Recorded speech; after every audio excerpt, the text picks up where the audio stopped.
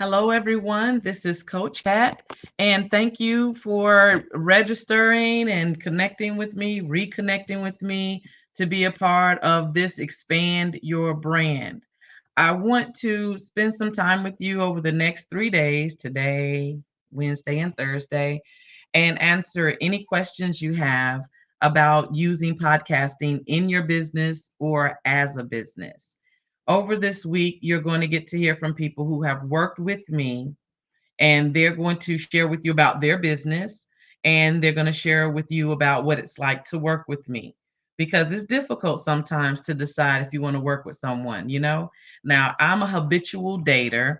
I just got married. I'll share that with you in just a little bit because I want you to kind of celebrate with me on that.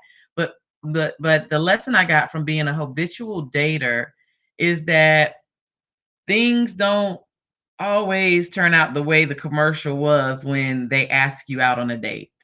My husband even teases me about me falling for his commercial, but his commercial is actually true.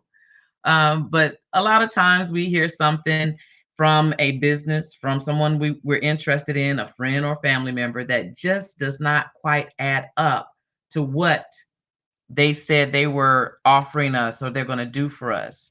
All right. Thanks, honey. Thank you for checking in with me.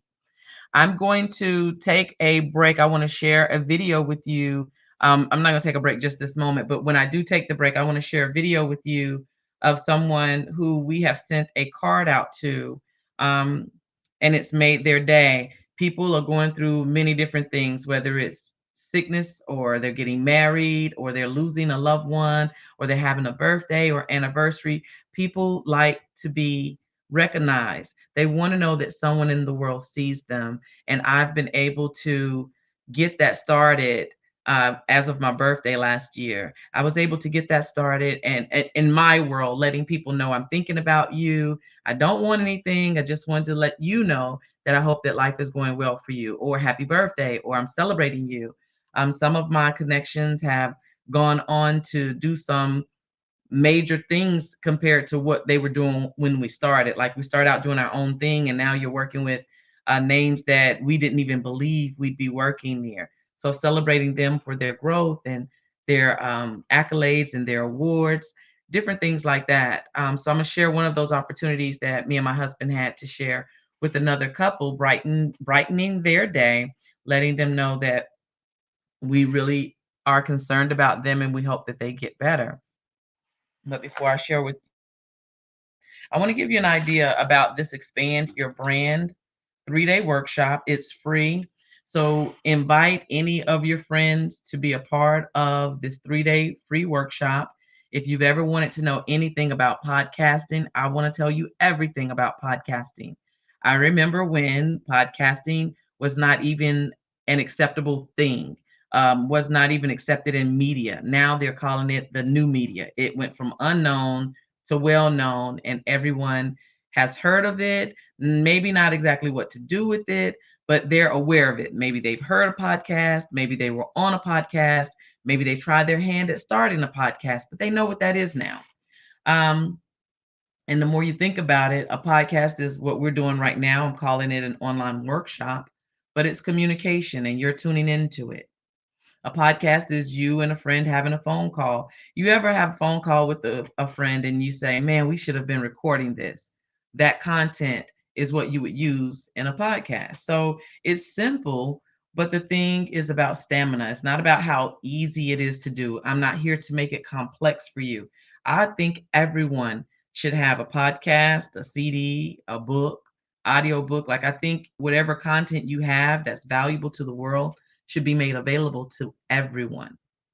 So it's not about me being the only expert in the room. When we're done, I want you to be an expert in the room as well. So there's more experts in the room.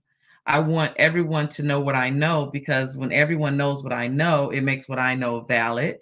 It makes what I know credible, and it makes it easier for us to move to the next level. So, in a selfish way, I'm ready for podcasting to be validated so that it can become something that people could say, I can see the value in starting a business with this, or I can see the value in using this as a creative way to market my business.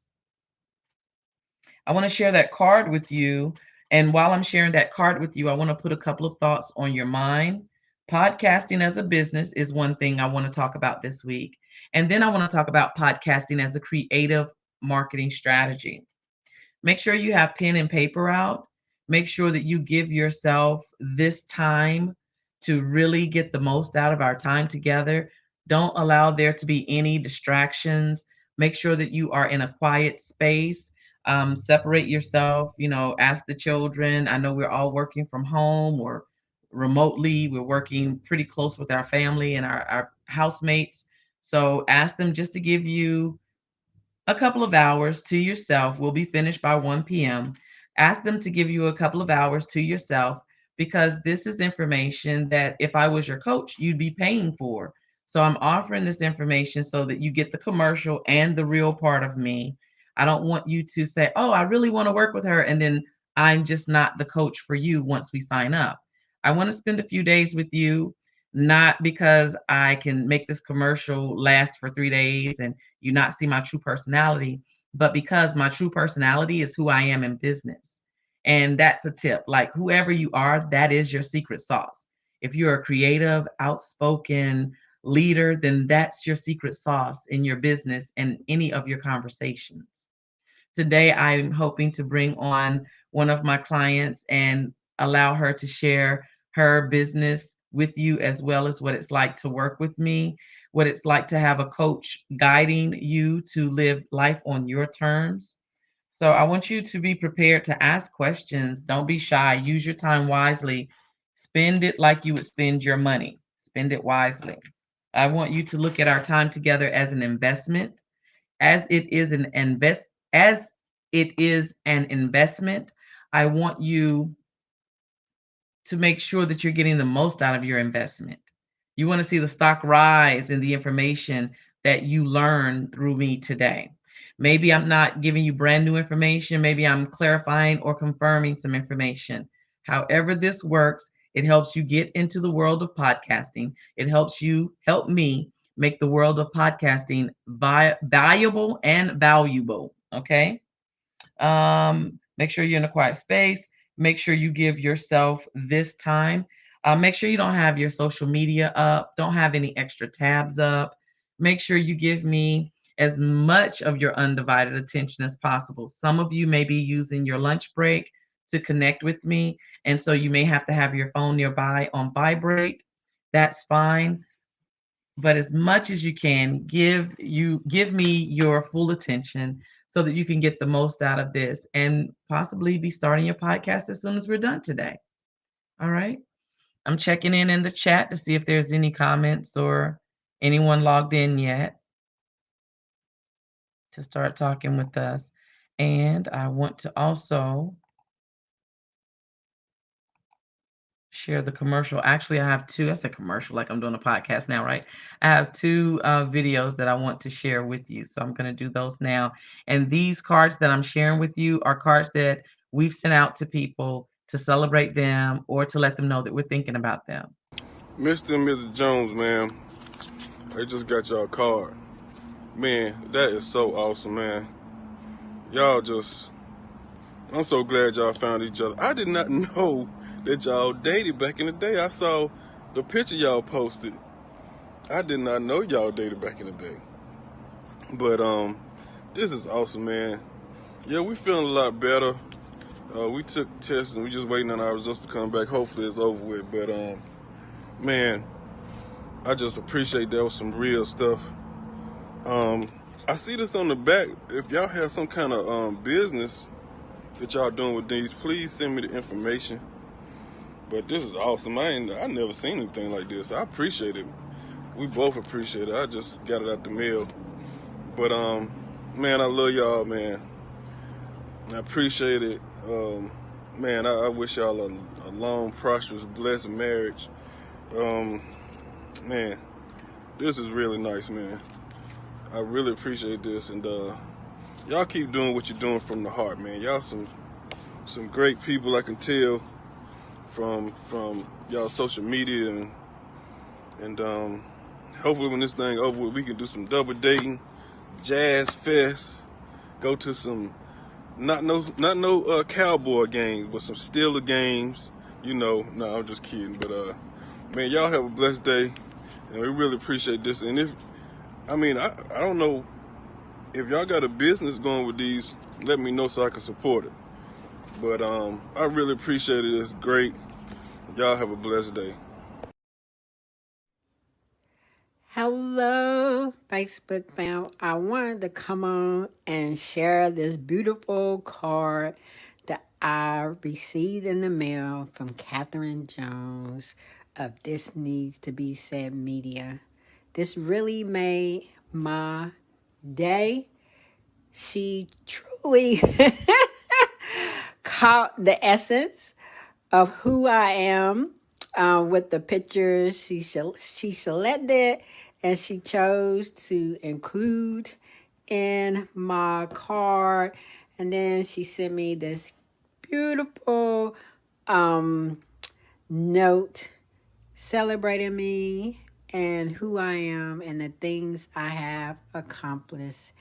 Thanks, Catherine, for my beautiful card. It is truly, truly appreciated. Thanks for making my day. Thank you. Bye.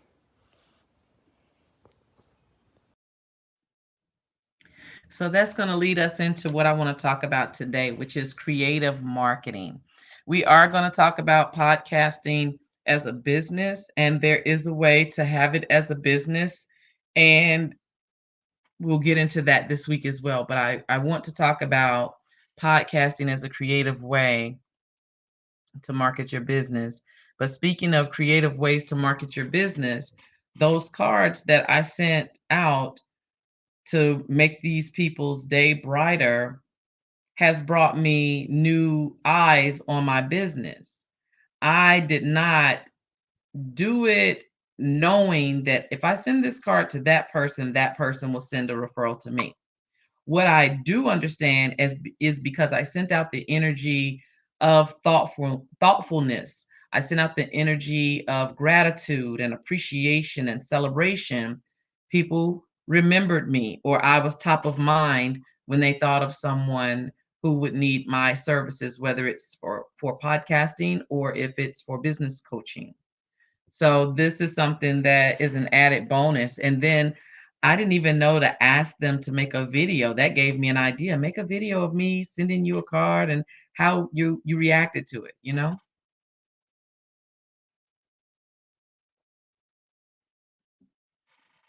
So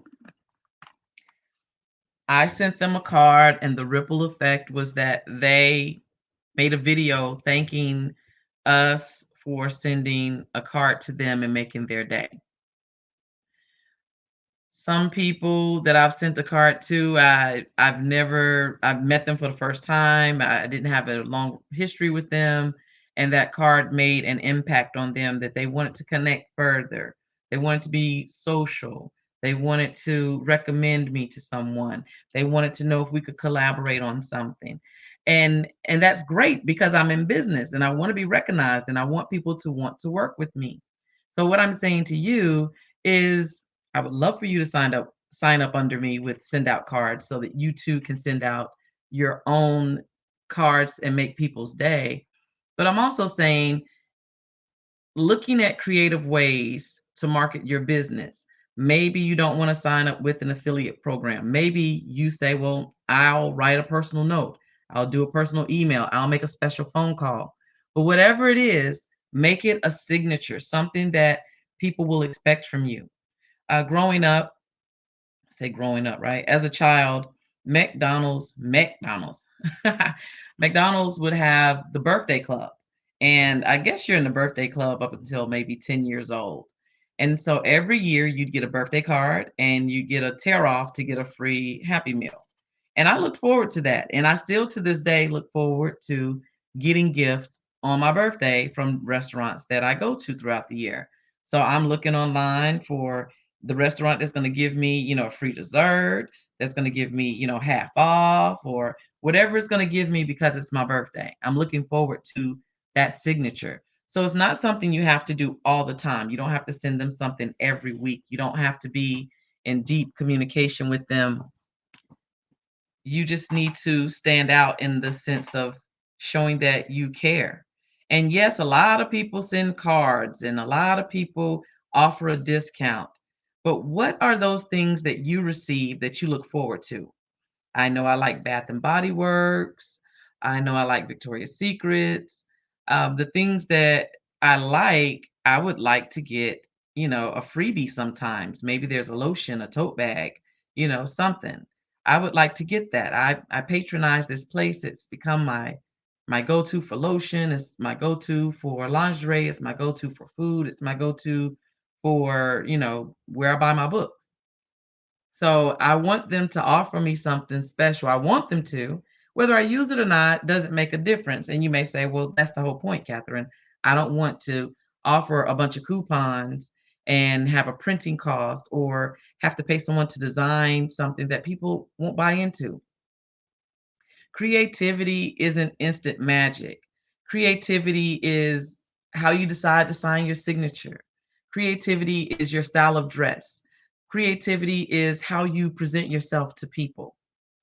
So, what is the thing that you're going to be okay with doing all the time, whether people accept it or not? I say super day, have a super day, super morning, super afternoon. I like super. I feel super. Whether people like it or not, it doesn't matter. I like it. And they'll remember that, oh, Catherine's going to say she's having a super day, or she's going to tell you to have a super day. But that's my signature. That's what I like doing. And nothing's going to stop me, whether I get popular for saying it or not. I like saying, have a super day. So, in your business, when you're doing something creative, we're not looking at will it work in the first 2 weeks. And if it does work in the first 2 weeks, it's kind of like losing weight in the first 2 weeks is water weight. Those are easy, low-hanging fruit that you get in the first 2 weeks, and that is encouraging. But then you may go through 2 weeks, 4 weeks, 8 weeks, and nothing new, or it feels like nothing new is happening. You get 40 people to like something you're doing the first 2 weeks of your business, and then you can't get 4 people to like it the next 2 months of your business, and that frustrates you. Are you really doing what you want to do? Are you really doing it the way you want to do it? So while I think should and could have a podcast, this may not be what you want to do, but it could be. And you don't have to commit to it for a lifetime. It's like any other marketing strategy. The idea of a podcast is that it's always there. So I encourage people to have content on their podcast that's evergreen, that could be good today, a year from now, 10 years from now. That's not always possible, but as often as you can, especially if you only want to do a podcast for 1/4 of the year and you want to do it on a particular topic. And maybe you want to address that topic until some new news comes up on it in 3 years from now. So you don't know. If you're thinking of doing a podcast, every month and you're going to do it for years from now, that's a different plan. But today I'm going to talk about a creative marketing strategy using podcasting. And podcasting will be used to expand your brand.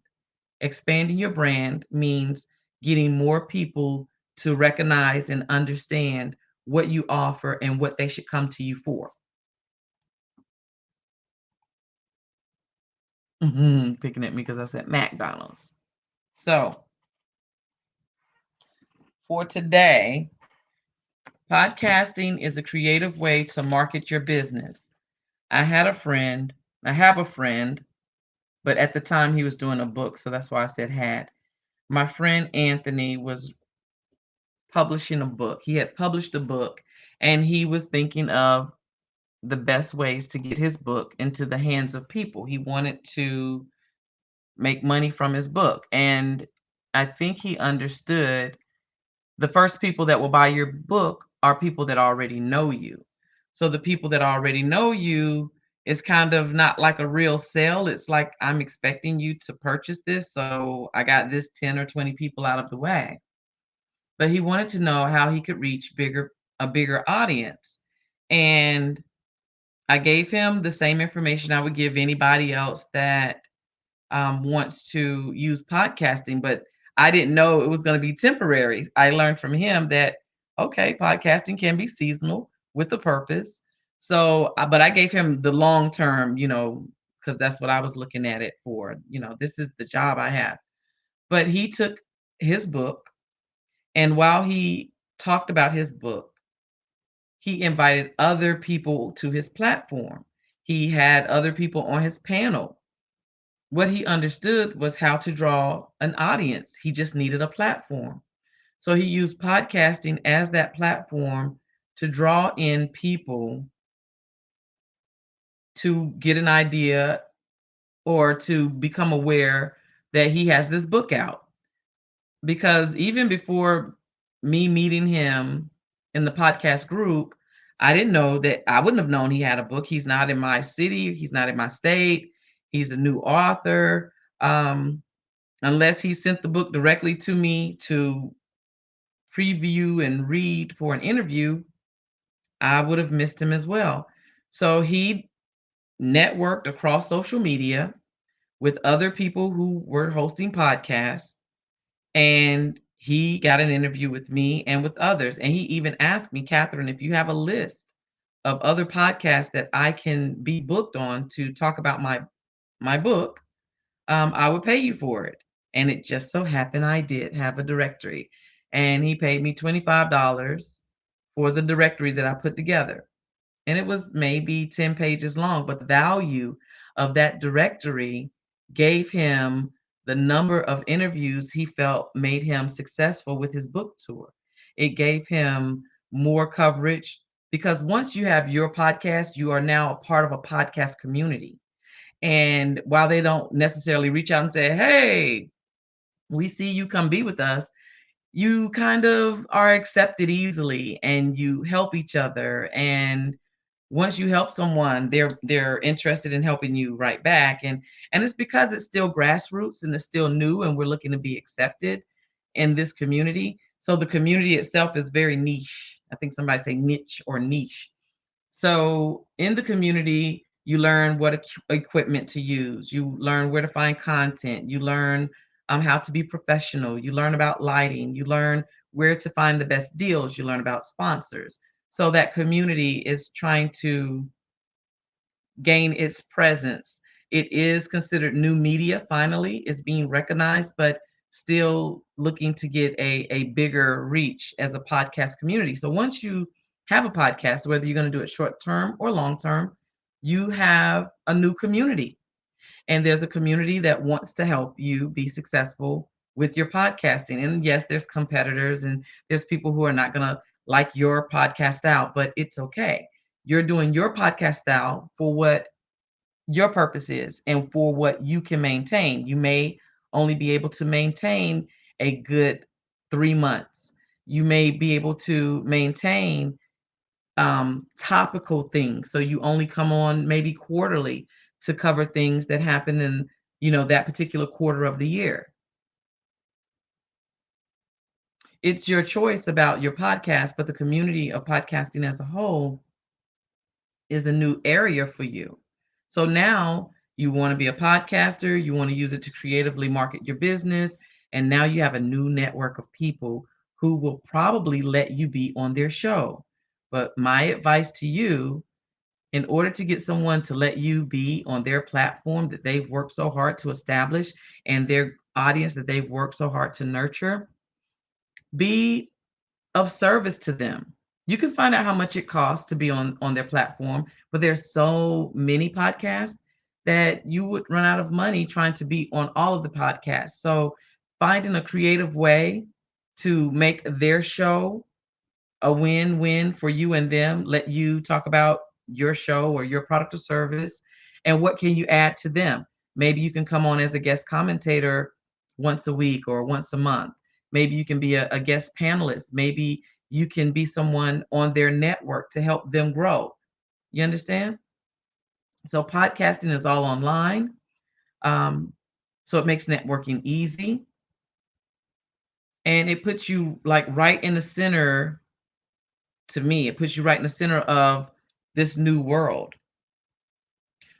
Podcasting allows you to always have your own platform. You get to talk about whatever you want to. Napoleon Hill is an author and a businessman that I've studied and I continue to study because you can't get all of the knowledge and have it in the moment that you need it. It just has to be revisited. It's not something that you read once and never visit again. So any Napoleon Hill book I recommend. I believe there are, I think it's 7 books. But Napoleon Hill's Think and Grow Rich is one of the most popular books, and there is a black version of it. I don't care which version that you read, you're still getting principles that were taught from the 1920s on how to be successful in very lean times. And I think that his teachings helps often when I'm looking at things like a new industry. So he would recommend, well, if no one's talking about you, or if that new industry that you're in is not gaining much traction, isn't getting much airtime, create the airtime. Make the conversation that needs to happen around that industry. So this industry is podcasting. So I'm creating content so that you're able to see that it's doable for yourself. You're concerned about standing out. I recommend that you in, inject your personality. Whoever you are, be that person at work. How often do we say we don't get to be ourselves when we go to work? All right. I want to see if I'm going to be able to get her on with us. Give me 1 second. And if there's anyone that has joined with any comments, I'll check for that in a second.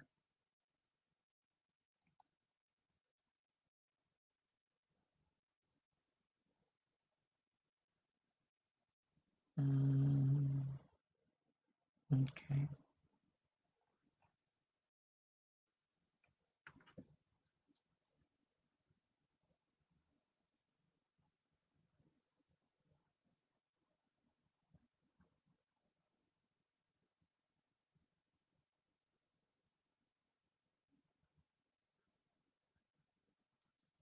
All right.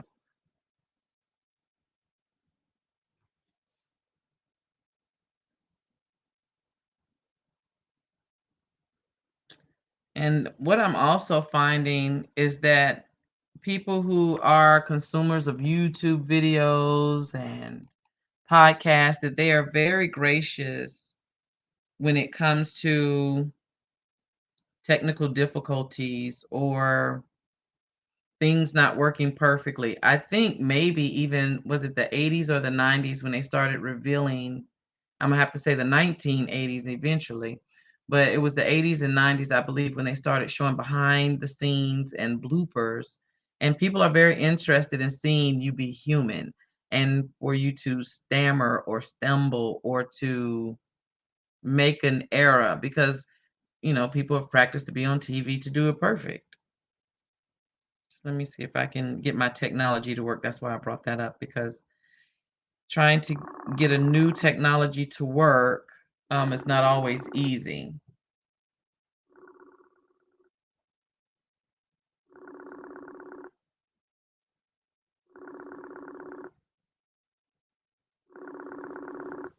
Okay.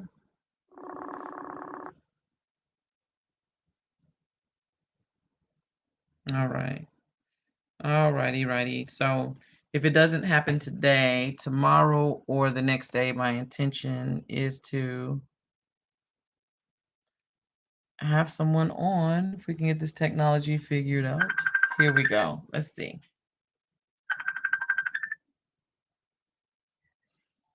All right. I'm live and I'm trying to see if the technology is working for you. Can you hear me okay?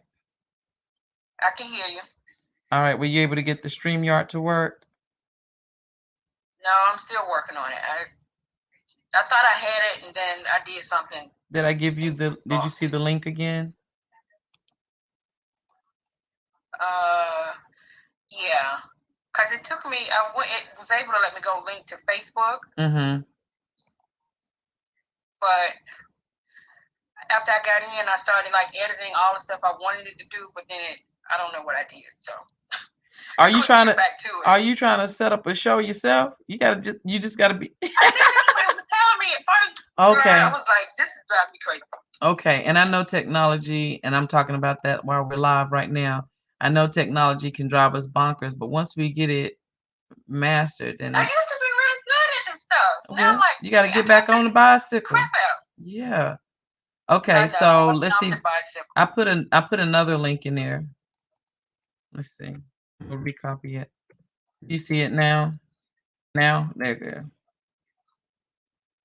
Okay, It let me may go. be slow on my end. That should just invite you to this one so I can have you on screen with me. I just see. Well, I sent it in Messenger. I probably should have said that. Okay, so let me go to Messenger again. Yeah. You won't need to give it permission for Facebook or anything unless you're doing your own show, because this is bringing you into mine, and we're going to be on Okay, YouTube it just today. says Miss. I just see Miss Video Chat. Yeah, now there should be a link. There's no link. Is it one Let me above see. the video chat? Okay, I see. There it is. Okay.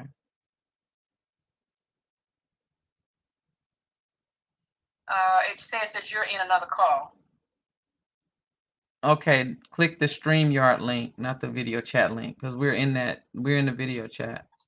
Oh, okay. All right. StreamYard. Yeah. But you didn't send me a new link though from StreamYard. Yes, that's the one. It's the same one. Oh, okay, let me go. Yeah. Okay, let me go up to it then. I don't know why it's not. I don't know what's going on because it's showing that I sent it.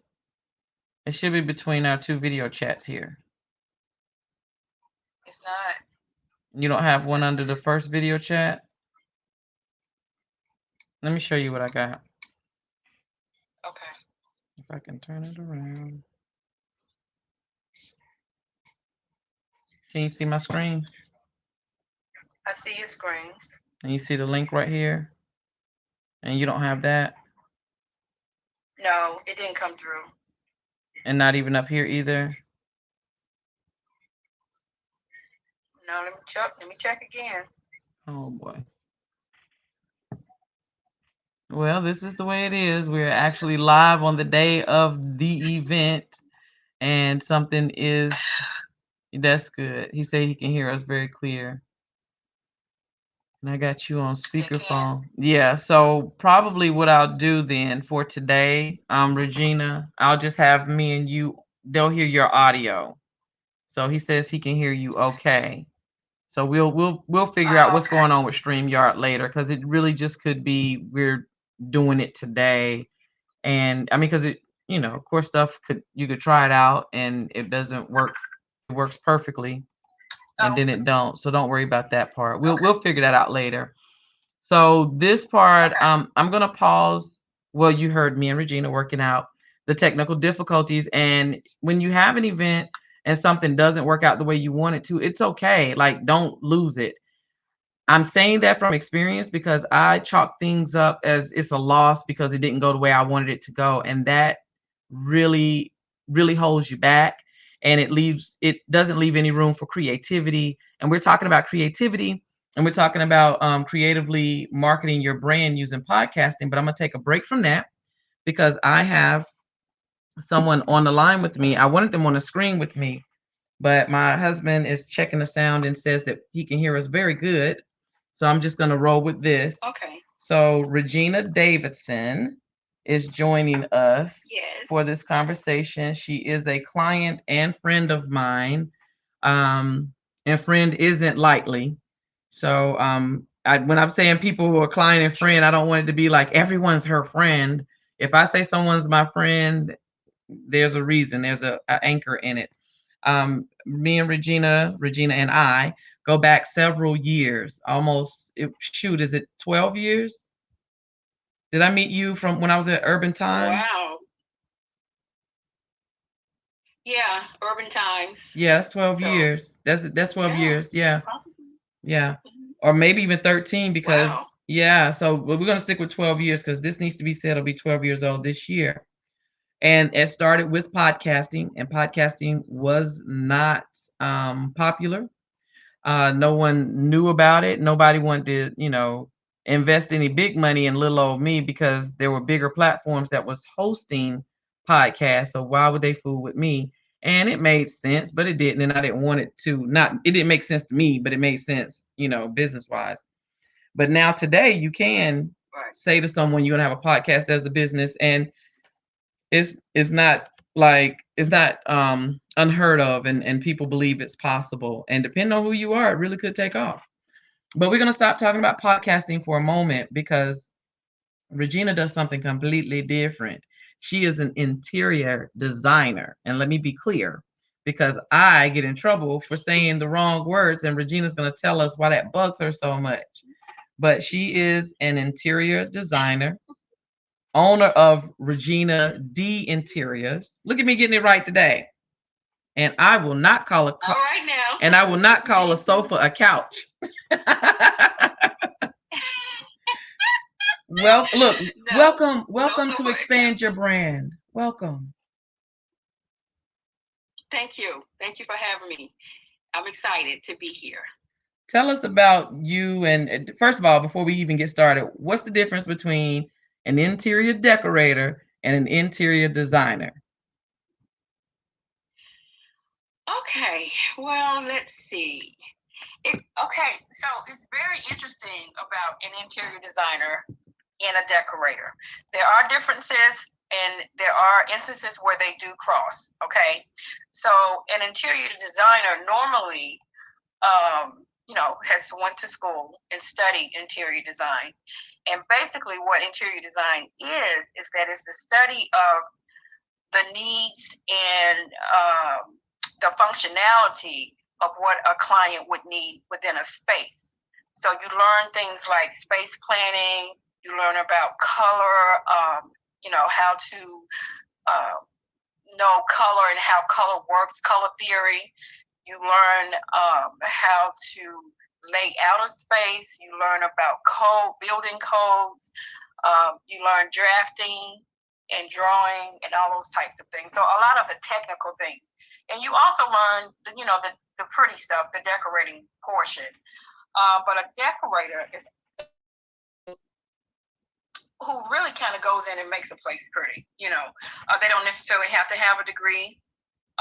They can just go in and they buy like the pretty things like the pillows and the accessories and those types of things. So it's not to put down decorators or to say that but when you've gone to school for it and you've studied it, yeah, and you know all the technical things of why a thing works in a space, then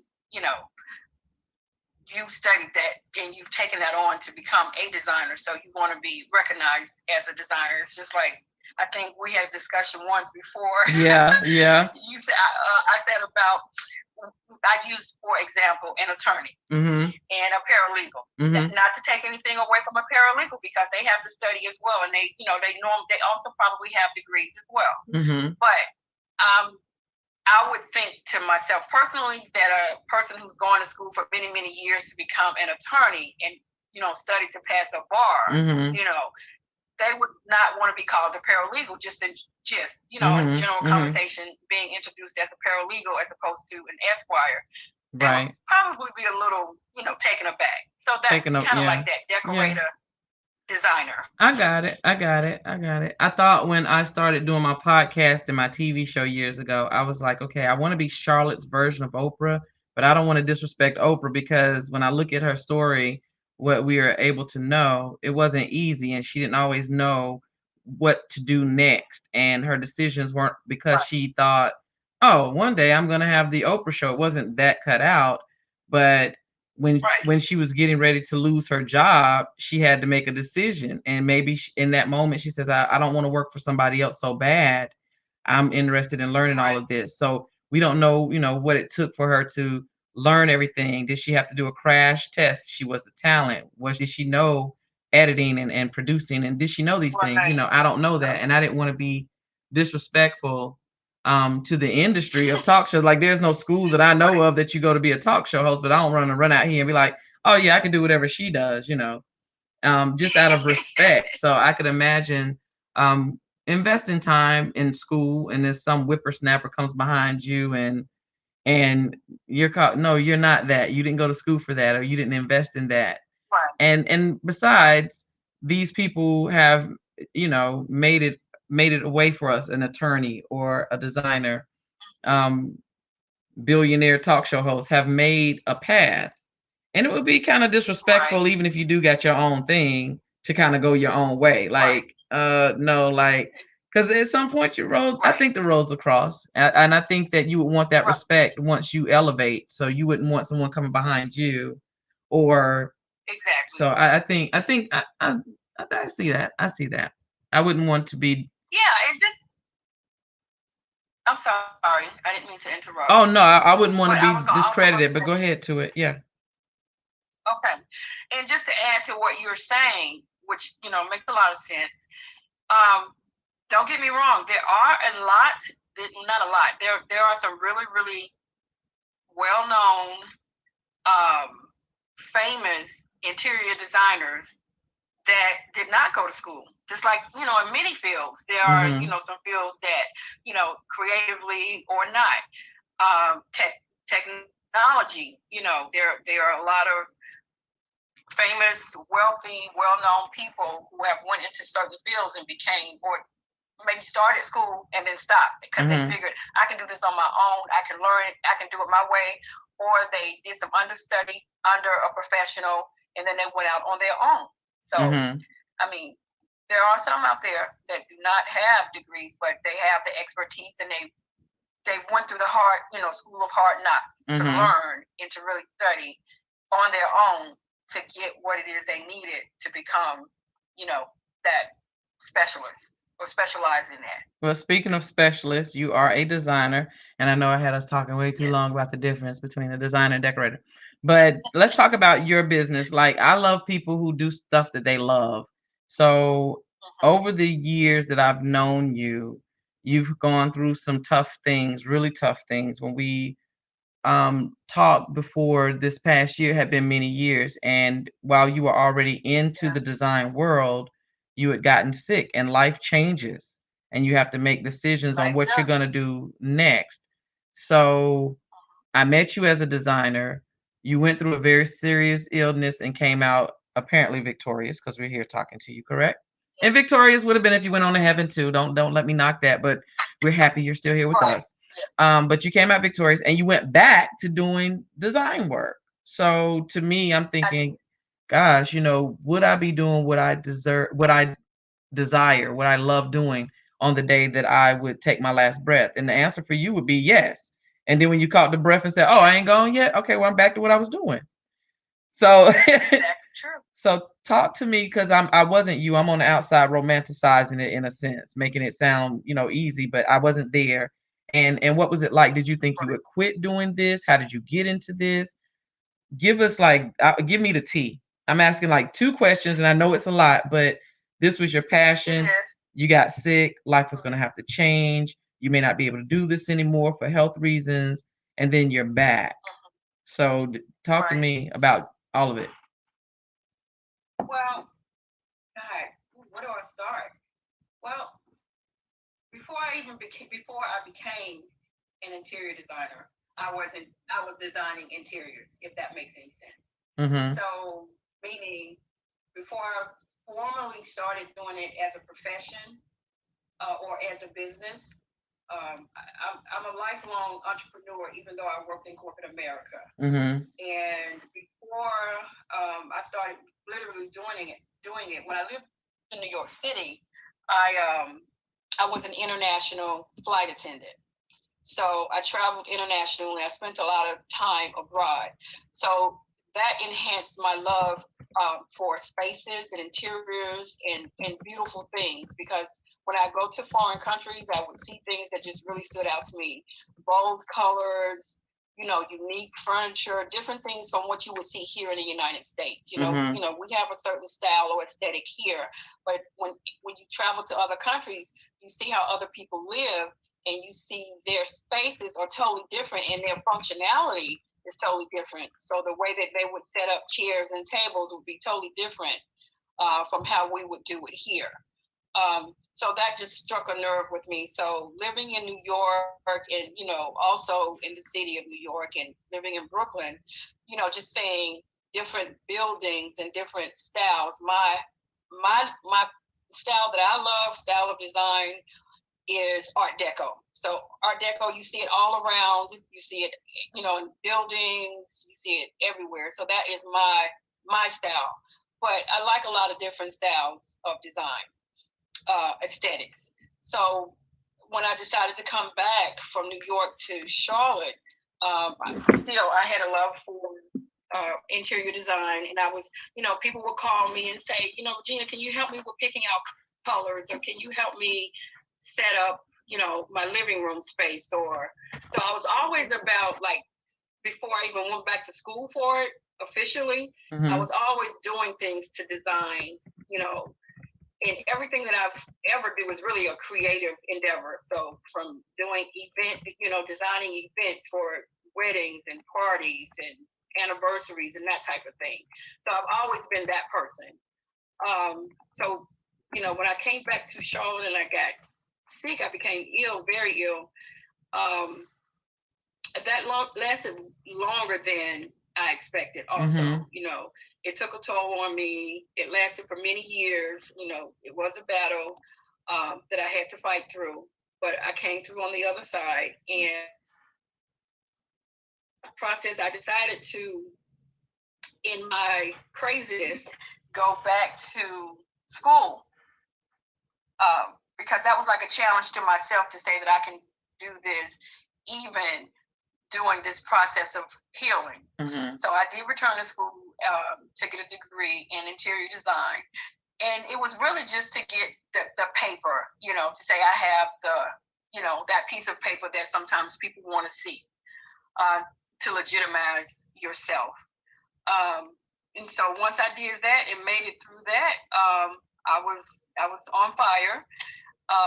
And just started designing, and then I got sick again, so I had to take another step back. And at that second point, I did question whether I should, just like not do it, or try to figure out a way that I could do it where it wasn't going to be stressful on me or overwhelming. I could do it without me, yes, overwhelming myself. So I have figured out a way to do that. I do clients, I do homes, I do residential, and I do small commercials. So, like, salons, different types of shops. Okay. I will go in and help set up, or give them a design aesthetic that's pleasing to their business or their genre of what they're doing.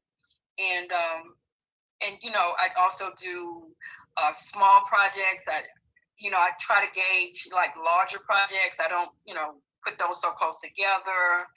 I do some online consulting, and sometimes I just do consulting for clients who just kind of know exactly what they want, but they may not know where to shop, or what type of spacing or measurements of furniture, because oftentimes people pick up they don't measure a space. They don't think. They just think if it's an empty space, I could just put stuff in it. And it doesn't work like that, because oftentimes people buy furniture that's way too big for a space, or they buy too small for a space, or they don't know how to hang pictures, or they don't know how to hang drapes, or they don't, or they don't know how to do color theory as far as what color works in the space that they're doing. Lighting, so for lighting fixtures, those type of things. Those are smaller projects that you can do, that I can do or offer as a service to people, and it's not an overwhelming job for me.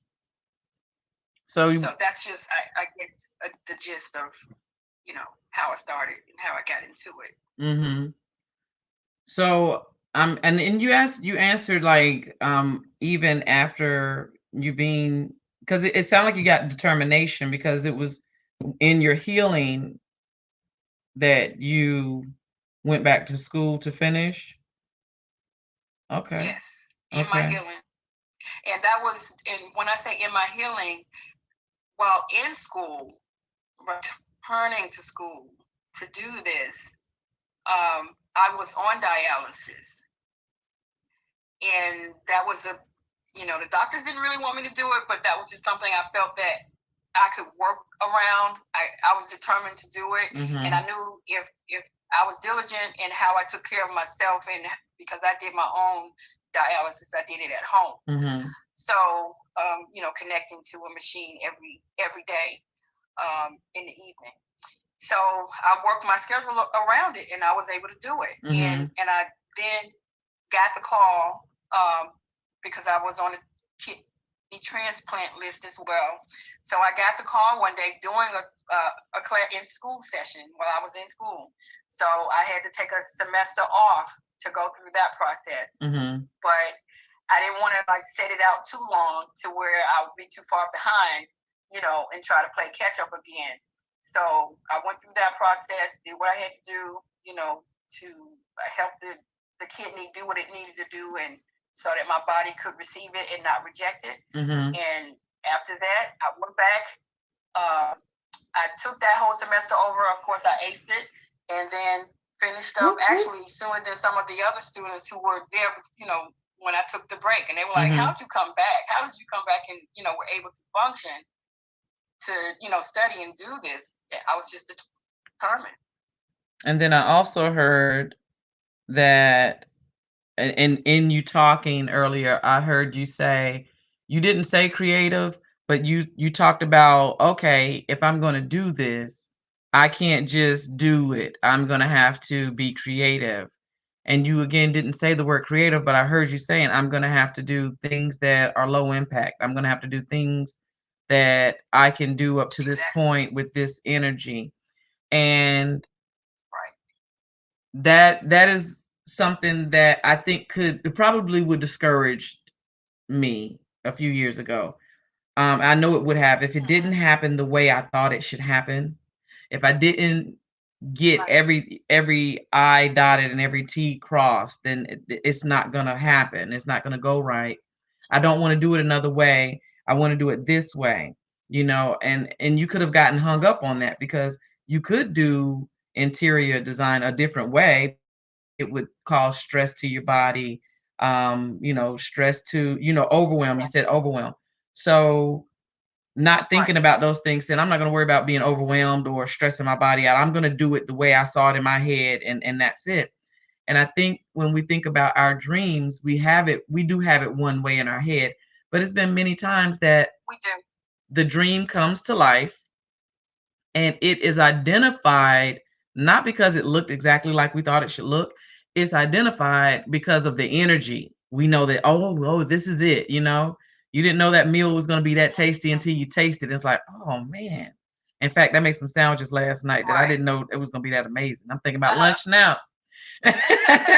But in life, we don't know. You don't know what it's going to look like or what it's going to feel like, but you have a good idea. I want to be excited. I want to feel growth. I want to see movement, and it doesn't always feel good.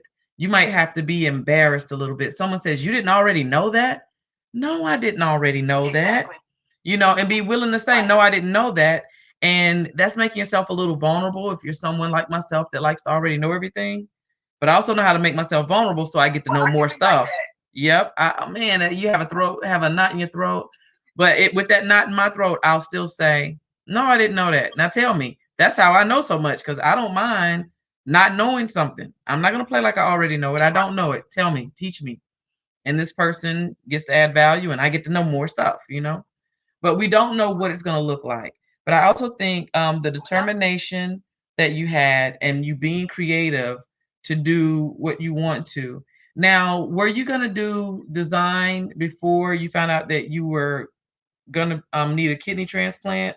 Were you going to do that anyway? Were you going to get around to it eventually? Or how were you looking at it before? I was going to get around to it eventually because initially, in my much younger years, it kind of falls into this whole design thing. Kind of falls into a bigger umbrella. I always thought that I was going to be a fashion designer. Everybody who knew me, who went to school with me, I mean, from teachers to professors, everybody, professors, they all thought that you are going to be a fashion designer. Mm-hmm. And initially, like one of the schools that I did go to was King's College here in Charlotte, and this was years ago. Of course, right out of high school and then on to to school. But this was a school, and I took fashion merchandising in management, and then I was going to go to interior design. I mean, fashion design.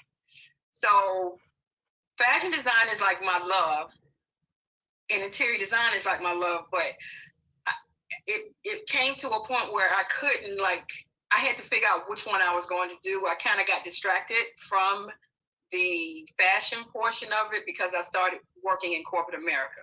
Okay. And of course, once you start working in corporate America, you just, I kind of got caught up. Yeah. It's just like working, And so, but once I became ill, I knew that I was never going back to corporate America. Okay. I knew that.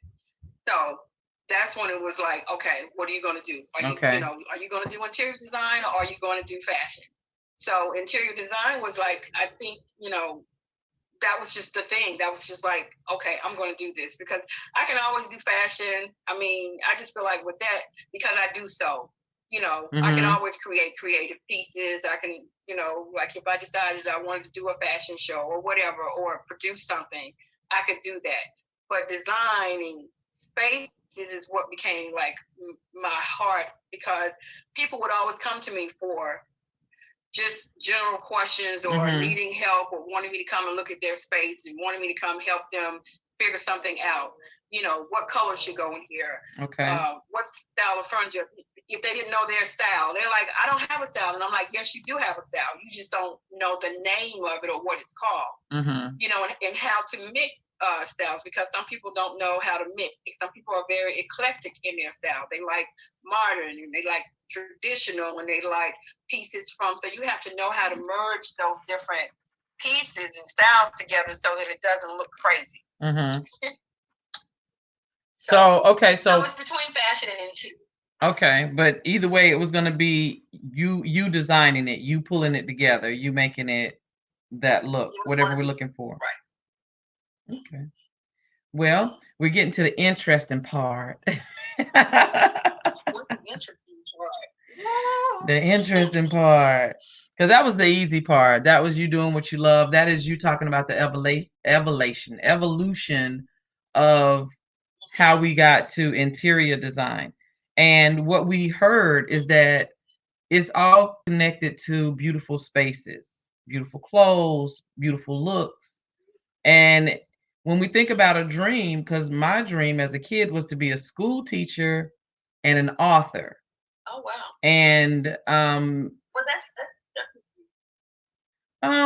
yeah, I don't. Well, I'm doing the teaching, but the way I saw teaching, you are a teacher, right? But this ain't how I saw it. I was gonna have fourth graders. You see what I'm saying? So I had the idea in my head what it was gonna look like, and I went to school, and 2 degrees later, I realized I don't want to do that kind of teaching. But I didn't know that was the closest thing that I knew growing up. Okay, I like showing people how to learn new things. I like showing them how much they already know so that they're successful. I like helping people be brave. So a teacher, that's what I identified it as. And then I thought fourth grade, and I picked fourth grade thinking I had reasons. And by the time I finished with my degree, I realized I could teach anyone, because it's really about getting someone comfortable enough to relax to receive the information, because you have it already. It's just me tapping into it. And I was like, I can do this. This is like magic. I can help anybody really, open up and blossom and be the best version of themselves. I'm good at that. And I thought that was going to be being a traditional school teacher. So my point is, when we're looking at our dream or what we think that we would love to do until the day we die, it could change with how it looks.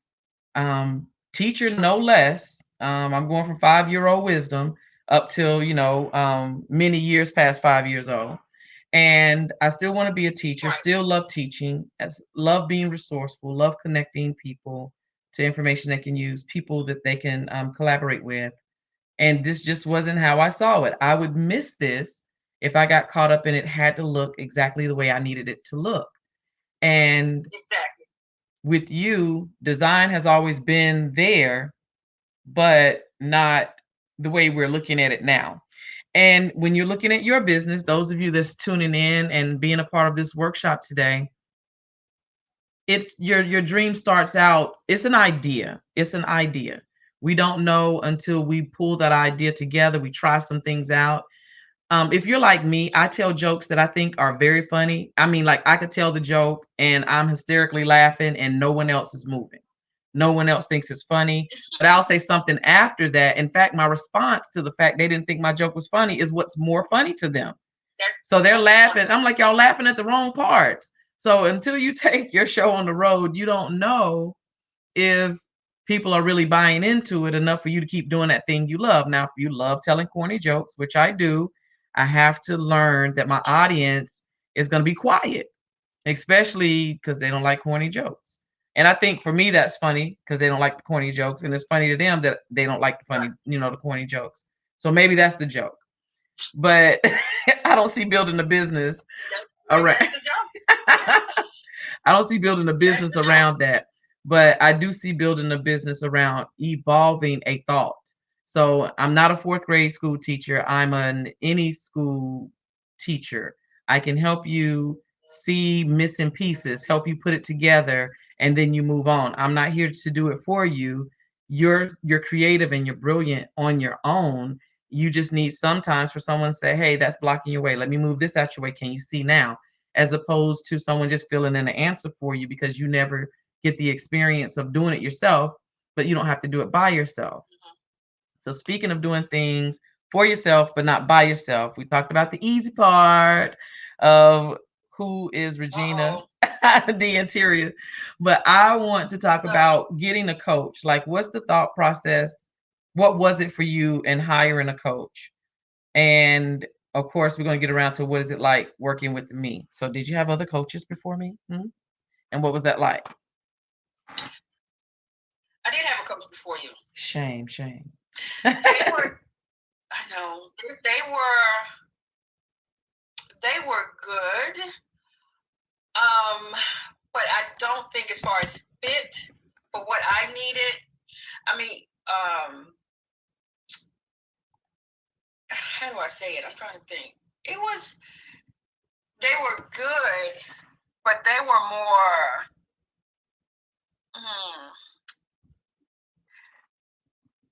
Oh God, I don't know how to say it. Because they may see this video. Okay, well, I don't want it to be negative because what I started out with today is that I want people to try out working with me, but I may not be the one for them. So I want them to experience my personality over these 3 days because they may hire me from a phone consultation and we thought we hit it off real good, but then they decide this ain't the coach for me for whatever reason. And it doesn't mean anything bad about me, which as a coach, I would cringe if someone did that. And I have because we take it personal. But I know you're not saying something negative, but I think people need to understand when they choose a coach, what they're looking for. So that person may be good, but not a good fit. So I guess what were you looking for would be the question to follow up with. Okay, so what I was looking for was a coach that could help guide me and kind of give me more direction from a creative business standpoint. So I think I picked more of a technical person.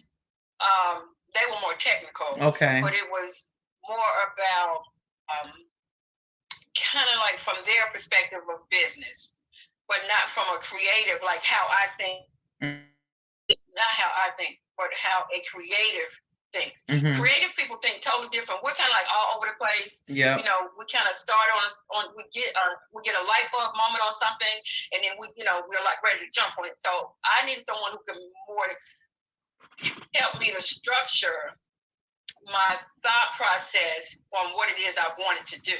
Because I knew what it was. I had the ideas, but that they could, the coach could creatively say, okay, so you want to do this, this, and this, or you want to create this, or you want to create that. So let's see how how this functions and how they should go in order. You know what I mean? Mm-hmm. So they help me compartmentalize certain things and then certain order as far as creativity, because I may be out of step with my thought process on the creative piece. I may say, well, this goes before that, when in actuality, it doesn't make sense for me to put, B before A. And so, but creatively in my mind, it's like, oh, no, I should do this and I should do it this way, or, draw like a diagram and say this, and this, and then, or I may be saying this, and then I go down here, and then I go up there, and then I say, no, this works better for me because that's just my thought process. So to help me wrangle in my whole process of creativity in order, in some type of order. Mm-hmm. So yeah. And looking for a business coach, or looking for a coach, a life coach, a confidence coach, whatever person you're looking to get you to an. Oh, that person was more like a life coach too. I'm sorry. Okay. They were more like a life coach. That's what it was. They were definitely a life coach. Okay. Which was good. I guess, and also knowing what kind of coach you're trying to get. And that's hard, because I'm thinking when I started helping people, I didn't even realize that there was a category for types of coaches. Mm-hmm. People would just Right, I didn't either. People would just say, Catherine, show me how to do this. I didn't know what that kind of coach was called. Over the years, I'm not going to fill in your words, but over the years, people have given me common responses to my coaching style, but I didn't know that someone would be looking for my style, or else in the beginning, I would have said, hey, this is the kind of coach I am. You want me, it would make it easier if you knew your target audience, and if you knew what they were gonna, say, and what they needed. And I know people tell you to look for your target audience, and you really already know who those people are, because the people who ask you for help, think about their personality. The reason they ask you for help may be because you're a friend to them. That means they trust you. They're confident in what you're doing. And they see something. Right. So naturally, people kind of slide next to you to get information from you. And they're always asking for that information. Right. They're not trying to steal from you. They're not coming to get two pieces of information to run off and start a business. They're not trying to hire you so you do one room and then they mimic your work all over. Once they see how much work it takes to do the thing, that may bring value to it. So I didn't know what it was that brought people to me for a long time. So there are types of coaches. My point is, there are a lot of coaches out there, different kinds of coaches. So if you're starting a business and you're looking to have help from a coach, knowing what you need from someone. So maybe you need someone that's a hard, taskmaster, and they never show affection. Okay, maybe you need someone who's like a mother, someone who's like a grandmother. Maybe you need someone who's like your fifth grade teacher. Maybe you need someone who's like your old basketball coach. That can give you an idea of the kind of person that you're effective working with. But back to you, Regina. And we're modifying today, just so you know, you're overhearing Regina and I use another device to do her time with me for Expand Your Brand, because, technology sometimes get tricky. So I'm looking away, not because I'm, being terrible on screen today, but giving attention to two devices. But as you're looking for the coach, you had to figure out what kind of coach you wanted. But I think the other question I want to know, or another answer I want to hear from you, is asking for help a hard thing for you? Do you feel like coaching is asking for help? Yes. Yes. You. Yes. For a long time, I didn't want to ask. I didn't want to ask for help. I didn't feel like, I was like, I don't need a coach. What do I need a coach for? And like sometimes I would, check out some people's like sites or different things, and I'd be like, they're saying, something. I mean, that's kind of like what I would say or whatever, but I just felt like I didn't need a coach. But I knew deep down that I needed an accountability person. Okay. And now the accountability part, but I'm kind of like really funny with it too, though. I want an accountability person, but I don't want a stringent like drill sergeant type of accountability person. if that makes any sense. Well, that means I'm not that a drill sergeant, so that's good. I'm trying to find myself in here. No, no, you're not a drill sergeant, but you are an accountability partner, and you have a kind of way of sliding it in out of nowhere. Like, did you do this, or have you done that, or have you thought about? Because we've already had that discussion. Mm-hmm. So you have a really good, unique way of doing that, and I like that. Yes. So it's not strict and drill sergeant like, but it's firm, and it's like you'll come back to it, and then you'll give it a little bit, and you'll come back to it again. Like, okay, so yeah. That's good. Yeah. So I'm not a drill sergeant. That's good. That's good. I'm teasing. Okay, so for some people who are looking to hire a coach, an accountability partner, we're doing this live, so y'all are getting like bloopers, and these are going to be there. You're gonna get this full experience. But you're thinking about getting a coach. You're thinking about getting help in your business. I'm gonna tell you some things a coach is not. A coach is not your personal assistant. Right. They don't book your events. They're not your employee. Oh. Yeah, they're not. We don't come along and become part of your business in that way. When you think about teams in your business, right, you have different kinds of teams. You have teams that actually get work done. Like with Regina, she's an interior designer. So if she has work that is not the part that she's going to do, she contracts it out. So she has a ready group of people that she knows and trusts, and know that we can work together, we can collaborate and get this work done, and we all get to make money. So that's what I'm talking about. You got a project, you got a team for that. But the team that she uses for a project is not the same team she would use for her marketing strategy, unless those people have double skills. But more than likely, you have different people that you're working with. So your business coach is someone that's there to help hold the map, is what I like to say with my clients. I said it to Regina a lot. I'm holding the map. I don't know about that. I don't see that on the map. And I'm just driving. Yep, she's driving. I'm just reading the map. I don't see a turn off up ahead. You got to keep straight. You got to keep going. So I made a pit stop. Okay, and now we know. Okay, that was an unscheduled stop. But to make it fun, because you already feel like you don't know what you're doing, and I'm not here to tell you don't know what you're doing. That's why you're taking a long time to hire me. Because if you say I need help, that is a silent admission that you don't know what you're doing. And when you ask for help to me, that means not ask for help from me, but in my opinion, when you ask for help, I know what I'm doing. I know I need help. So I'm going to ask for help so that I can further this along. I got some of these pieces, but other pieces don't fit yet. And I need to know why. And so maybe someone who's not on your board, who doesn't work on projects with you, somebody who's not involved deeply in your business can give you fresh eyes. And why would you pay someone to do that? Because you value your money, and you're going to make sure I give you what you paid for. And in order to make sure, that I give you what you paid for, you have to do what you agreed to do. You tell me the plan, we map it out, I hold the map. So hiring a coach isn't to add an employee to your company, isn't a magic pill. But what you will notice, and you can test it if you want, if you have the right coach that you find that you're progressing with, and you stop working with that coach, whether it's for physical fitness, mental fitness, business fitness, stop working with that trainer, and they're not doing the work. They're making sure you do the work. When you stop working with them, the program stops working. And that's not to wish bad upon you, but if you're tuning in because I'm not sure if I should hire a coach, I don't know why I'm stuck. I wish I could get out of this rut that I'm in. Sometimes your coach is just there to motivate you because you already know what to do.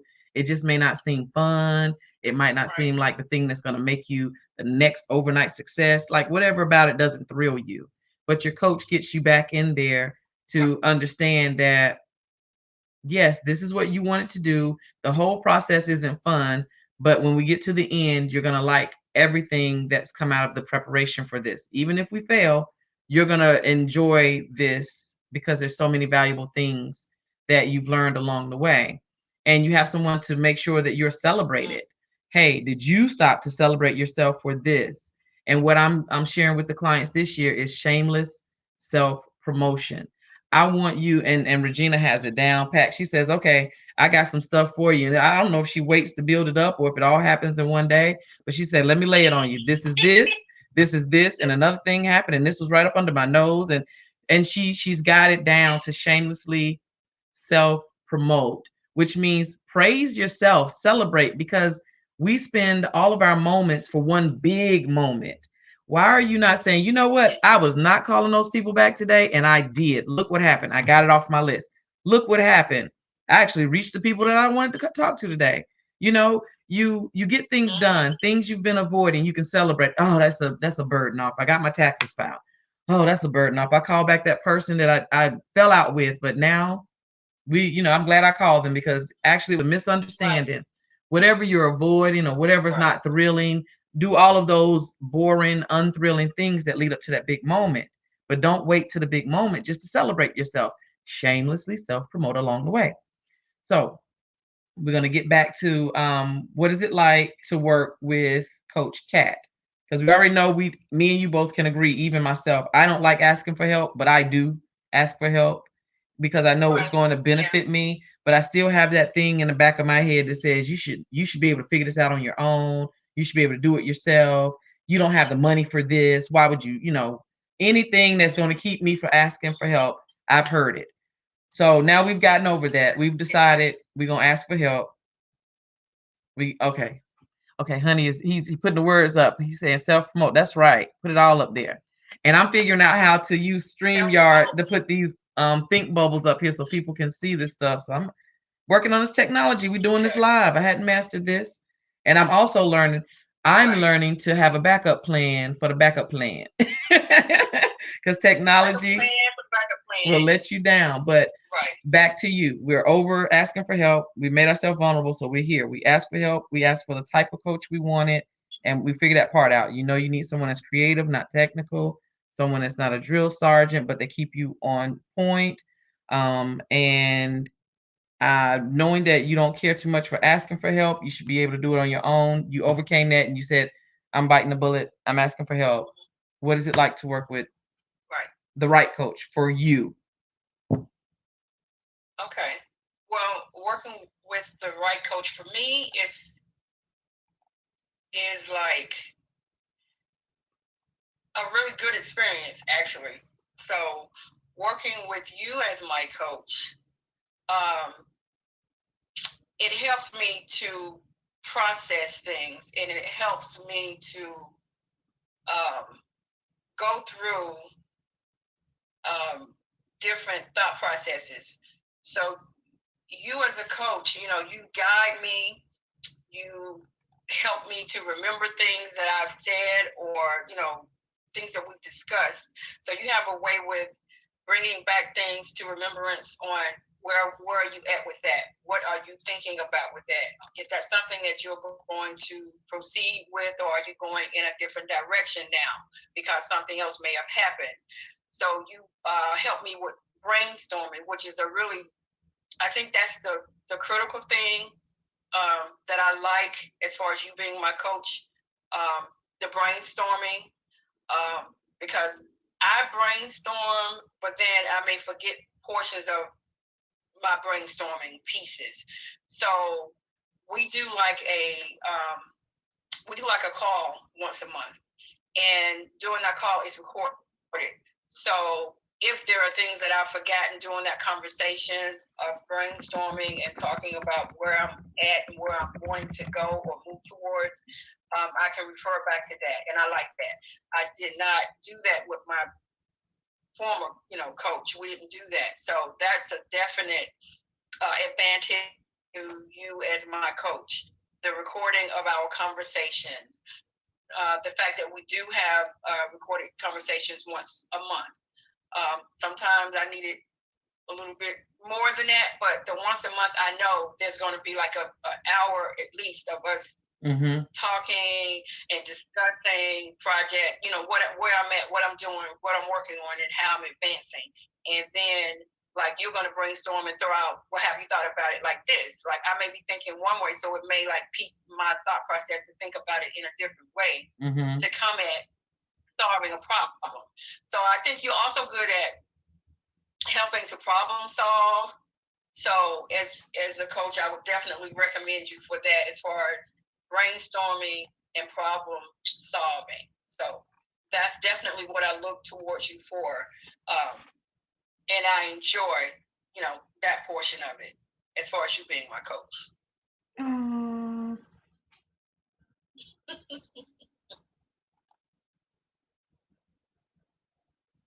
Yes, we posted about finding chemistry with your coach in the comments. Finding CJ posted find chemistry with your coach. So I'm posting that up on the screen here. But yes, absolutely, chemistry is good. What were you saying? And then also you are you kind of go above and beyond to me. It's when I say above and beyond, you're always sharing information or things that you think may help me in my process or my progress, for what it is that I do in interior design, as far as sharing links in different types of web pages or sites or things that you think would help in my creative process for designing. So I appreciate that too, because I didn't have that as well. So those are the things. So those are really three really good things that I think. Sharing, encouraging, the brainstorming, and then giving problem solving options to think about. Not necessarily that you're saying you should do it this way, but you make me think about other ways that I could because it's more than one way to skin a cat. It is. So, sometimes we get stuck on one way. We get, all people get stuck on one way. This is the way I have to do it. This is the way I think it should be done, or this is the way that I can solve this problem. And then I speak with you and you say, well, what about this? Or did you think about that? So that opens my mind up to make me think, oh my God, I didn't think about that. Yeah, that's easier than the way I'm thinking. The way I'm thinking is going to make me, either spend money or do this or do that. And I'm like, oh yeah, I love it. I love it when you bring me something. I say, is it free? Like even before I click the link, you'll say, take a look at this. I say, is it free? You're like, no. Why are you showing me that if it's not free? Why would we want to try with our money? Why would we want to sample with our money? We don't go to Sam's Club and pay for samples. We sample for free. Sample free. So, and that's another plus. You're really good on that and keeping me, because sometimes I'll just jump right on something and be like, oh, well, let me try it. And then later on I'm like, I'm paying for this and I'm not even using it. No. So yeah, so that's another good thing. You help me with not jumping on some of these apps and different things that I think I need. And I really probably don't at times, or I could wait on that, because there's some software programs that I really do need, but at this moment they cost too much for me to even be thinking about doing it. So I can. They don't have a free.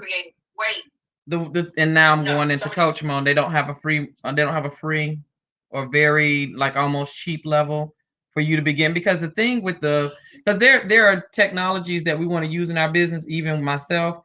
But there's some training that may have to go with it. Can you be getting your feet wet with their software?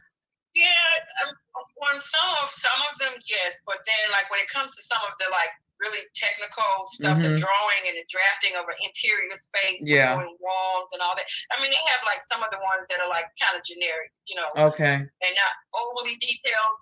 I mean, I use those too, but architect design or AutoCAD, that kind of stuff. Those programs are very expensive. Okay. And they may do a free trial for a week, but in order to get those programs, you either have to be in a big corporation or you have to have a design business that's really large. You just gave me. It makes sense to have it. Oh, you got me some ideas. You give me some ideas. You give me some ideas. But the point is that also is a space of graduation, because you look at what you're doing now with the basic. It'll be basic by the time you get up there. Right now, it's necessity. But when you get to use the software, or you get to use, whatever programs you want to in the future, we got something to aspire to. We know that when we're paying for this CAD program, Oh yeah.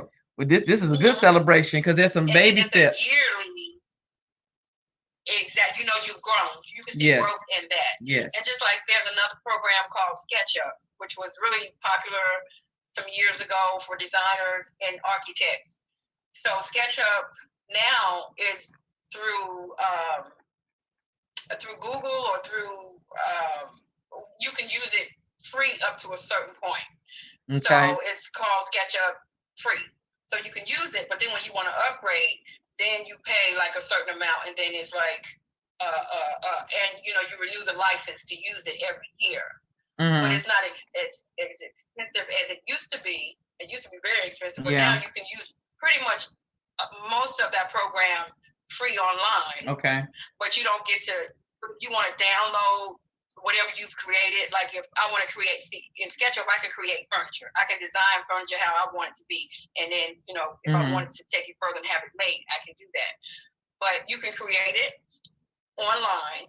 But then if you wanted to download it, you would have to upgrade but I could take pictures of it and show someone, that type of thing. But if I wanted to like download it and scale it to size or whatever, I'd have to pay that program to, or upgrade that program in order to pull out the information that I've created on their server. Got you. So some of your stuff, would be a symbol of growth, and that's good.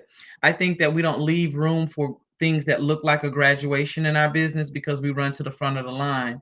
I'm no good with 7-day trials. It would take me 7 days to try it. So there's no point in me doing that.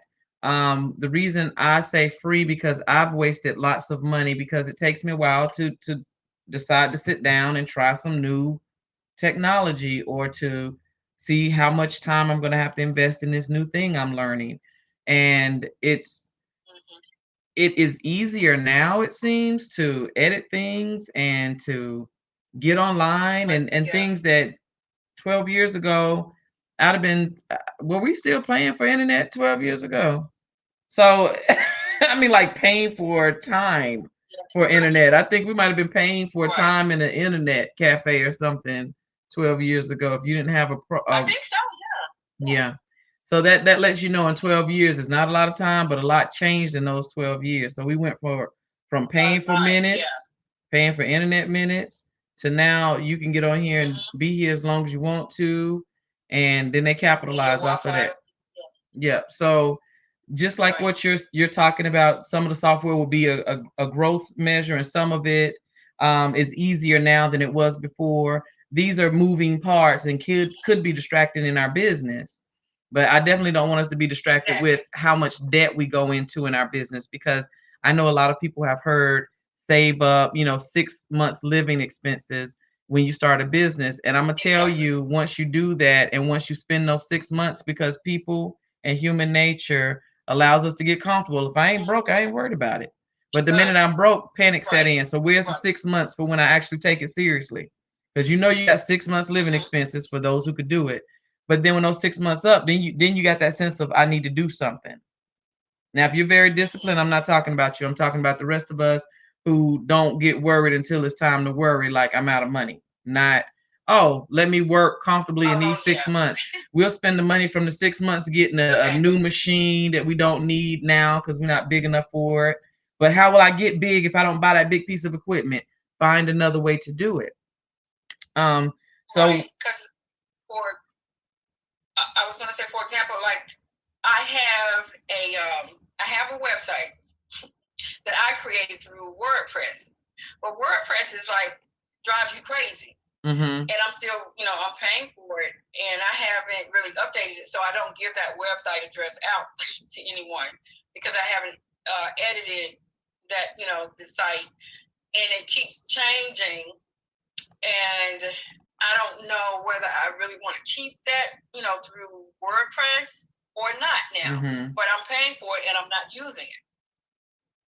I say cut your losses, because it don't sound effective. But you would have to look at those things, because you either have to decide I'm going to buckle down and figure out how WordPress works, or get somebody else to use it. I did. But then they changed. They did a whole, how they go through a whole, like they just totally like so I had to go because it was a while that I hadn't been on updating it, because I was at first doing stuff to it. And so I was, pretty good with going in, going through, behind, going, behind the scenes and editing and doing all that stuff. And then the last time I went on, I was like, what is going on here? And then so now they're like really advertising, trying to pay someone that's from the company, from WordPress to just go in and do the site. So I think that's Cash App me that free money you sending to them that you're not using. I'm just saying, you want a hole to put money in, just a black hole. I don't care if it's $2 every month. You throwing it in, I'll be down here to catch it. That's true. That is. But you have to think about that. Either decide to use it because it can benefit you. And for everyone that's tuning in live, and for those that are tuning into the replay, every resource you have, spend some time with it. Because I'm not saying give up on WordPress, but I'm saying if you're not if you're not investing in it with like intention to show up and use it, Cash App me at Miss T and TBS and just throw your money right there. And we don't even have to have a reason for that. It's just because I like giving money away. That's what you're gonna do with that. Okay. But find take some time for it. Yeah, take some time for it because it can benefit you. And the good thing about websites now is, and before we wanted to have an online presence, but websites allow you to do so much more now than in the beginning. And seems like social media might get along with your page, and you might be able to feed some stuff through you it. can link back to all of your social media apps, sites. You can do that. Yeah. So look at that. We got 4 options. You can get rid of WordPress, learn how to use WordPress, send me the money you send to WordPress, and cancel Word. Like, we could do all of this. But I help you look at your resources, because that may be $2 or $3 that you could use somewhere else more efficiently.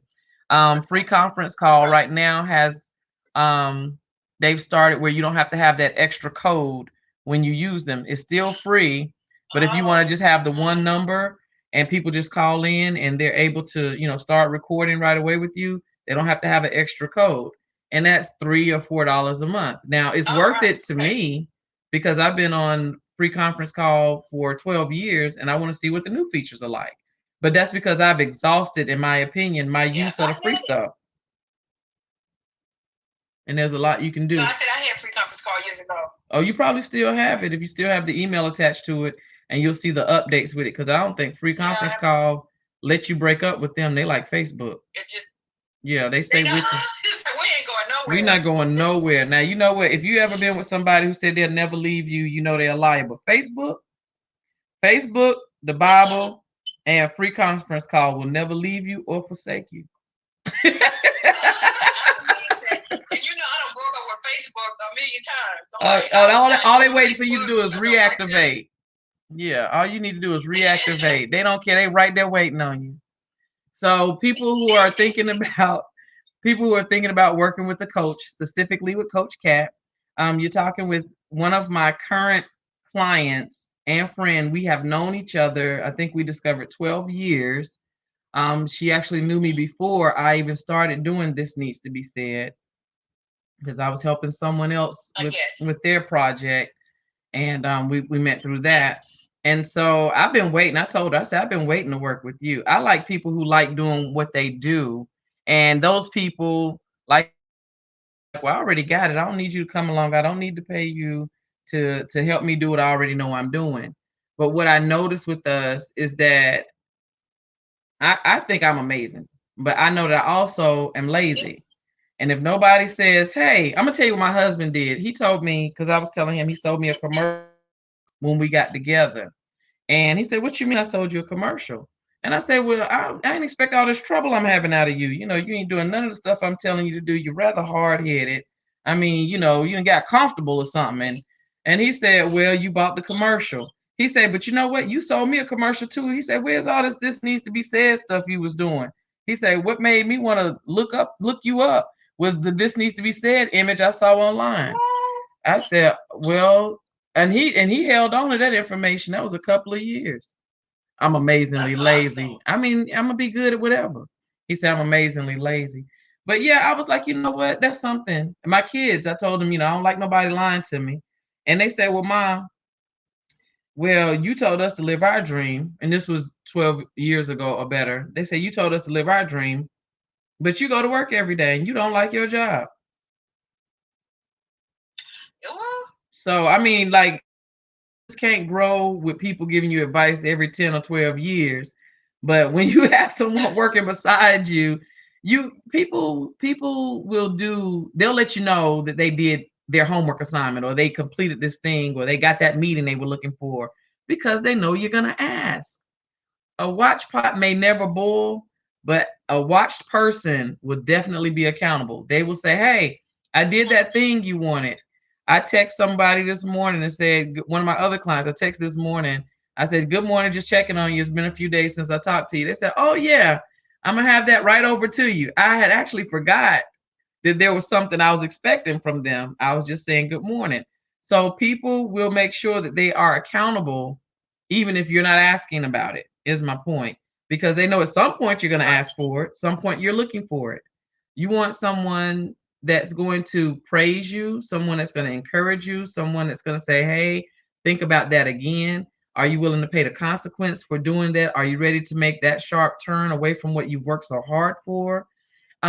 Even when I'm talking with my peers in business as well as my business coach, and I get down on myself and say, "I can't get anything right, and this didn't work, and it didn't go the way I planned it."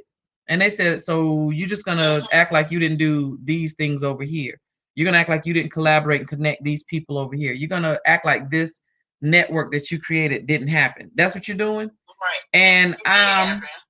I'm going, "Well, I ain't mean to, but I was talking about this one teeny weeny thing that really got up under my skin. Can we focus on that?" Well, yeah, if you focus on that, but you can't say you never get anything or it never works out the way you want it to. You understand this is part of the process. Sometimes it doesn't work out the way you want it to, but it always works out the way it needs to. Because if we already know the answers, what do we learn? Right. So, Don't um, learn anything. the coach has a coach. I'm continuing to learn. I'm continuing to take classes. I continue to stretch myself. And when I learn something, I bring it back to other people. And hey, would you be interested in this? This is what I just experienced. Would you like some of that? This is what it helped me do. It could help you as well. That's what I love doing. I love gaining new knowledge and resources so I can help other people. And what I learned a long time ago, because Regina, you were saying it earlier when we brainstorm, I give you an idea. It's not that I give Regina an idea, here's something for her because yeah, she didn't think about it the way I thought about it, but it makes her think about it a different, another different way because she had her one idea, but then it was like, oh, there are more ideas. Okay, I see where you're going. And so it starts a ripple effect of Catherine had an idea. Now I got two ideas. Now I got another idea from the idea me and Catherine put together. And that keeps giving birth to more ideas until you fine tune the idea you want to employ, or you say, well, if this don't work, I can try these other things. And that helps a lot when you know you have options, because if you only have one way that work, it's like it's this one key, and this one key can't break off in the door or you're screwed. But you have many keys, and if this key breaks, you can push another key through there and knock that metal out and try this key. And if that don't work, we can push that key through and find it until we find the key that works. I think that if we stop trying to make it perfect, the big seller, the best seller, that we would enjoy more of our moments in life. I love watching biopics. And in biopics, you get to see some of the person's hardships. Sometimes they may linger on one point in this person's life, and you're thinking, why are they taking so long? Because it probably took that person that long to get it, but in movie time. So if you're thinking, I want to bang my face against the wall, they should have quit, the same thing, but then it turned out to be the most amazing performance they ever had, or an opportunity that they couldn't have paid for, they couldn't have auditioned for. They just showed up and they were ready for it because of the other things in life that got them ready. Having the stamina to stay the course is a big deal too. Think about something that you hate every day. Maybe it's your job. You hate it every day. You quitting every day, but you go back. When you said you quit, but you didn't quit, you overrode it with your stamina. Now, if you said you hate your job and you quit it and you quit, then you didn't override it with your stamina. But what I'm saying is for the people who keep going back to that job that they can't stand, that they publicly say, I hate this job. You have stamina. So you can apply that stamina to something else. And I get that you're good. And I get that you're amazing. But when you get started in something that's new for you, you're not that amazing. You're amazingly new, but you have to keep going because there's other people that were on that journey before you, even if it's one step. And you can learn a lot about your new journey by seeing what you can learn from the other people that are there. Everybody on that journey isn't stupid. You're not better than everyone else. You're best for your area, your niche, your group of people. Somebody else right now is doing a workshop just like I'm doing. I don't know them. I'm not there. I'm here with you. But that doesn't stop me from doing a workshop.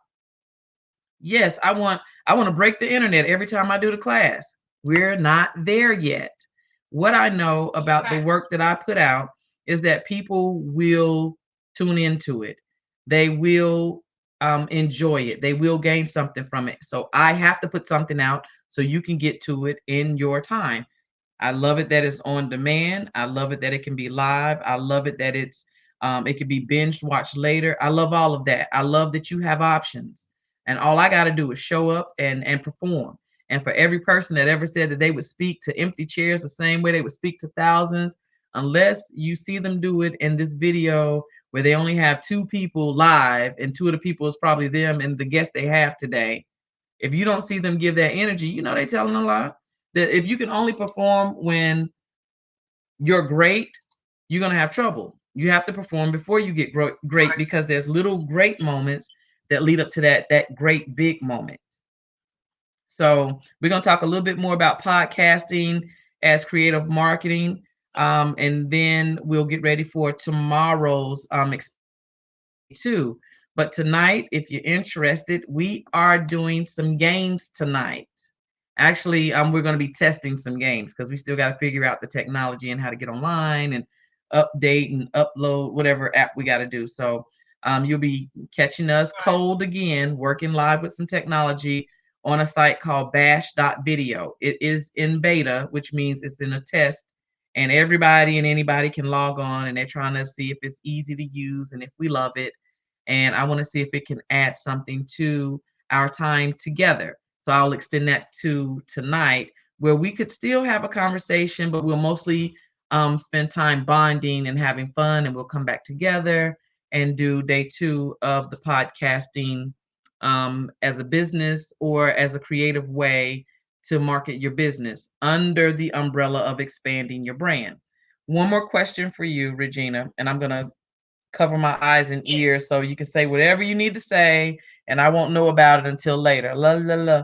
But do you feel like working with me as your coach, do you feel like I allow you to run your business, or do I get in and overtake what you're doing? No, no, no, what you're doing isn't good. Let's do it this way. I know it'll work. Which would you put me in the category of? All right. I'm not listening and looking. All right. Sort of.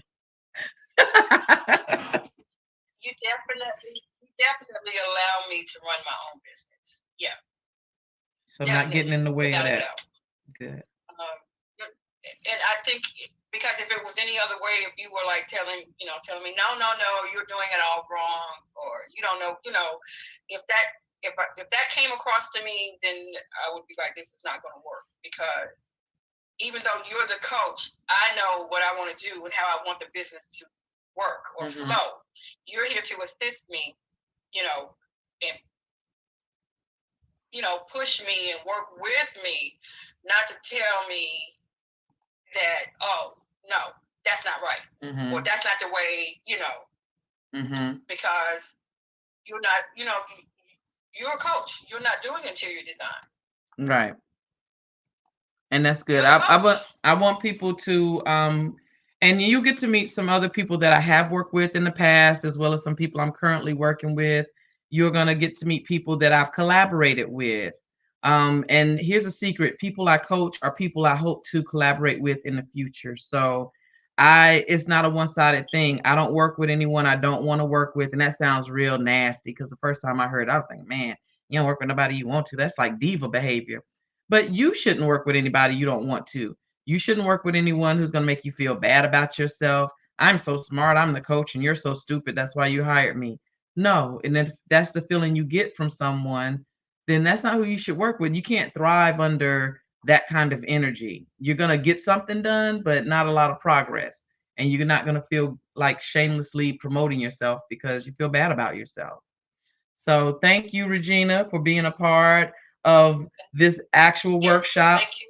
Thank you for taking the Plan B route with me on our technology. So you all were overhearing a conversation, but she's actually face to face with me. So I'm looking at her over here and looking at you this way. But Regina, thank you so much. I'm going to mute this device, but we're going to keep going. All right. I don't know if you'll still be able to hear me. Let's see. Let me do this first. Can you still hear me? Okay. Well, then I won't mute it. It hasn't interrupted us, but I'm not going to ask you anything else. So I guess just listen to the rest of it. We got 15 more minutes here. Or if you have to go, let yourself, let yourself out when you have to go. But we have 15 more minutes here together today for Expand Your Brand. So what I'm hoping to accomplish through this 3-day workshop is to spend time letting you get to know me, allowing you to make a determination if I'm the kind of coach you want to work with, if I'm the coach you want to work with. There are some ways to continue to see my personality online. You can connect with me on social media. I did post Regina's social media up earlier, and I'll do that again as well. Let's put mine up so that you can connect with her. She's on Instagram. She's on other platforms too, but I really want y'all to look at Instagram. So that's why I'm posting that, because she really has some great designs out there. It's inspiring me to look around. And of course, it's springtime and spring cleaning. And I have all these ambitions about, decorating, but I'm not a designer. I'm not a decorator. I'm not a colorist. And that might be a word I'm murdering too. She'll get back on me. But I don't know. I don't know how to put things together. So I'm one of them people who say I don't have a style, and she'll figure it out for me. So that's her information on the bottom, Instagram.com, Decor by Regina. Follow her on Instagram. I'm T and TBS on Facebook and on Instagram, Miss T and TBS. And I'd like for you to connect with me on those platforms because there are videos from teachings I've done prior to this workshop. And the information is still good. I'm still saying the same stuff. I'm just saying it with new technology and in a new audience. In fact, you probably have heard the stuff I'm saying from other speakers or other coaches, but what you're looking for is the person that you can grow with. You're stuck on a job, you want to transition from that job, and you want to know if podcasting is that exit strategy for you. And I'm asking back to the asker, if podcasting is to be for you, do you have a network of people that you can create a platform for and they'll come and add content? Will they be speakers? Will they bring other people to interview? How will your network support you in running a podcast business, which is like starting a radio business? And we'll get into that. We don't have to have a tower, you just need internet, but we'll get into having podcasting as your business. And you easily could make 40,000 or more from just doing podcasting. And I can give you a very, very gentle touch to do that. And it's amazing what you can do when you're building a network that actually makes a difference. Because, you can get a group of people together, but you don't really do anything. You don't really create content. You're not consistent. Just having a group isn't enough. Having a schedule, having a plan on the content you're going to share, because you don't want two people talking about the same thing unless they're talking about that topic in a different way. But you don't want to bore people with talking about the same content but different voices. You have to be a program manager. You have to be a networker, a coordinator. I'm good at collaborating. So if you're already that in your current life, at your corporate job or at your church, wherever you're spending most of your time now, then you may do well with podcasting as your business. If you're good at getting the word out, and not because you say you're good at it, but because people come to you when it's time to get the word out about an event, about some news. They come to you because you are a key person that can get the words out, get the information out to other people. So today I want to end with it being a creative part of your business. I talked about my friend Anthony, who had a book in the beginning of our time together, and he used his podcast as a way to talk about his book as much as he wanted to. He wasn't limited on how much time he had to tell you about his book and promote his book, but then he collaborated with other people. And so other people told people about his book, and they also said they're going to be on his show. And then he extended space for them to be a panelist or a commentator. So he parlayed his book into a podcast that turned into a network to support other people in business. You may say, well, I don't know if I want to use it quite that way, but I do want to get the word out about my jewelry business. Okay, well, you could be on podcast, and I don't know if y'all can see my elephant there. But let's say you had some statement pieces of jewelry. You had earrings, so you would wear your jewelry on a StreamYard podcast, and while you're talking about um, George Floyd's trial, you're wearing statement pieces. People are tuning in because you're talking about a current event. People are looking at you be beautiful with your statement pieces.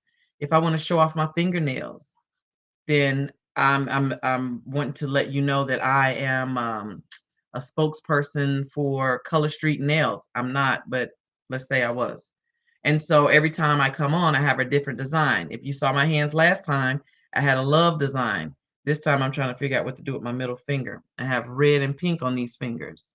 So I have a cousin that comes over and she admires my nails every time. And she notices that I do something different. So if I wanted to do a podcast about my fingernails, I would make sure that I talk a lot with my hands and that you see what's going on, right?